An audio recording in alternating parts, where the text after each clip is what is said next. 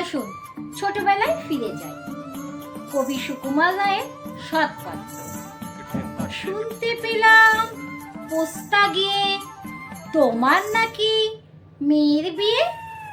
গঙ্গারামকে পাত্র পেলে জানতে চাও সে কেমন ছেলে। মন্দ নয় সে পাত্র ভালো, রং যদিও বেজায় কালো। তার উপরে মুখের গঠন অনেকটা ঠিক পেঁচার মতো।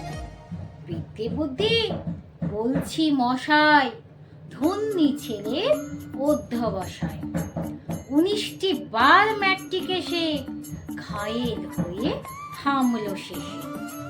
বিষয় আশায় গরিব বেজায়, কষ্টে শিষ্টে দিন চলে যায়। মানুষ তো নয় ভাইগুলো তার, একটা পাগল একটা গোয়া। আর একটি সে তৈরি ছেলে, চাল করে নোট গেছেন জেলে। কনিষ্ঠটি তবলা বাজায়, যাত্রা দলে 5 টাকা পায়।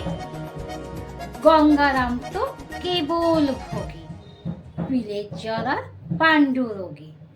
কিন্তু তারা উচ্চ ঘর, কংসরাজের বংশধর।